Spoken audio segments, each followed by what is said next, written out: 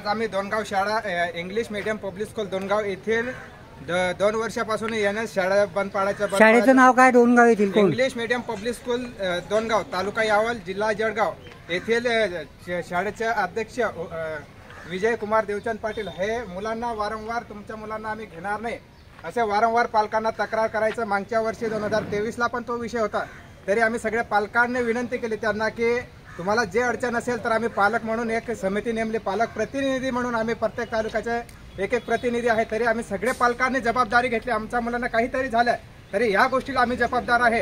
तरी या नंतर 2023ला जे सुट्ट्या लागले तेव्हा त्यांचं म्हणणं पडलं की तुमचे मुलं बरोबर शिकत नाही।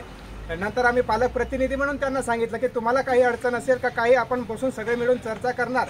याच्या आधी तुम्ही शाळा सुरू होण्याच्या आधी तुम्ही 1 महिने आधी तुम्ही कळवलं पाहिजे। नंतर आम्हाला एकही पालक मीटिंग घेतली नाही आणि 17 तारीखला आम्ही प्रिन्सिपल सरांना फोन केला की आम्हाला 18 तारखेला मुलं आणायचं। मग ते म्हणे की आम्ही नाशिकला पत्र पाठवले प्रकल्प अधिकारीला, जेव्हा तिथून काही नियोजन होतील तेव्हा आम्ही बघू, नंतर तुम्हाला कळेल। कारण एक तर 1 जूनला शाळा उघडतात तरी 18 जूनला आज शाळा उघडतात। आज 15 दिवस ते वाया गेला। आज या 9वी आणि 10वी मुलांचं शैक्षणिक नुकसान आहे, त्याच्यासाठी आम्ही पालकांना सगळ्यांनी चर्चा केली या गोष्टीवर, पालक प्रतिनिधी व पालक। त्याच्यासाठी मुलांचं म्हणणं आहे की आमचा हा 10वीचा वर्ग आहे आणि 9वीचा आहे, आम्हाला शिक्षण हा एक दिवस महत्त्वाचा आहे। व इतर शहरी भागामध्ये 2 महिने झाले तिथं शाळा सुरू झाले आणि आमच्या मुलांना आदिवासी असल्या कारणाने अजूनपर्यंत आम्हाला शिक्षणापासून वंचित ठेवतात।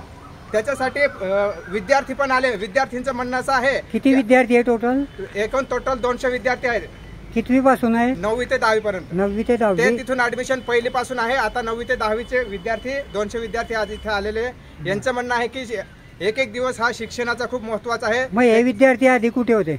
हा दोनगाव शाळेमध्येच आहे, तिथेच होते। मग आता ते नाही म्हणताय? आता ते शाळेचे चेअरमन आता तुमचं मुलं नाही म्हणताय। त्याच्यासाठी मुलांचा असा विषय आहे की शिक्षणाचा एक दिवस महत्त्वाचा आहे। त्याच्यासाठी आज तिथे जरी नाही ऍडमिशन झाले तरी आम्ही या प्रकल्पांमध्ये शिक्षण घेऊ आणि इथेच राहू म्हणून हे सगळे विद्यार्थी आणि पालक या ठिकाणी आलेले आहे। या ठिकाणी आपल्याला समजेल की विषय आता पुढचं काय होतं काय नाही। त्याच्यानंतर हे चोपडा तालुक्याचे प्रतिनिधी सगळे मिळून आलेले। तुमचं नाव काय?